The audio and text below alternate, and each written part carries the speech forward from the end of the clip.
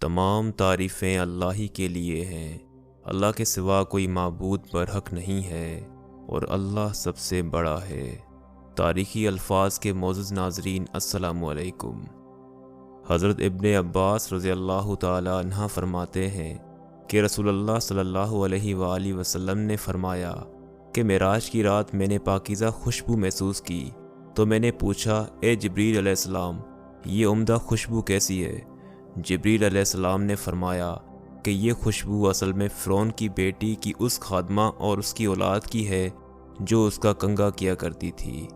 میں نے اس کا حال پوچھا تو جبریل علیہ السلام نے فرمایا کہ ایک دن وہ بیٹی فرعون کی بیٹی کا کنگھا کر رہی تھی کہ اس کے ہاتھوں سے اچانک کنگھا گر گیا اور اس نے کہا، بسم اللہ۔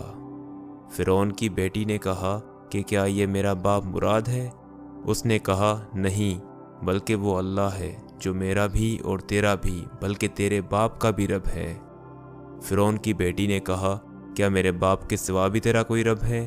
اس نے کہا، ہاں۔ فرعون کی بیٹی نے کہا، یہ بات میں اپنے باپ کو بتاؤں گی۔ اس نے کہا کہ ٹھیک ہے، جاؤ بتا دو۔ چنانچہ فرعون کی بیٹی نے اپنے باپ کو ساری بات بتا دی۔ فرعون نے اس کو بلایا اور پوچھا کہ اے فلاں عورت، کیا میرے سوا بھی تیرا کوئی رب ہے؟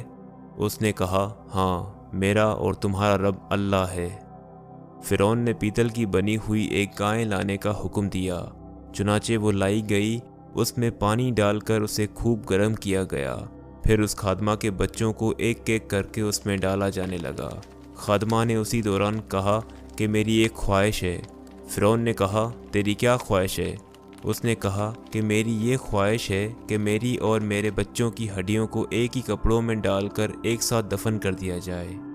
فرعون نے کہا، ٹھیک ہے، تیری یہ آرزو پوری کر دی جائے گی۔ چنانچہ اس کے بچوں کو پیتل کی اس گائے کے اندر برابر ڈالا جاتا رہا۔ جب اس کے دودھ پیتے بچے کی باری آئی تو اس کی ماں بے ہمت ہونے لگی، تو بچہ کہنے لگا، اے اماں، مجھے بھی ڈال دو، کیونکہ دنیا کا عذاب آخرت کے عذاب کے مقابلے میں بہت ہلکا ہے۔ ناظرین، جو شخص اپنے دین پر قائم رہتا ہے اور اللہ تعالیٰ کے حکم کے مقابلے میں کسی ملامت گر کی ملامت سے نہیں ڈرتا، اس کو اللہ تعالیٰ اجر عظیم عطا کرتے ہیں، جیسا کہ اللہ تعالیٰ نے فرمایا، یعنی صبر کرنے والوں کو بے حساب پورا اجر دیا جائے گا۔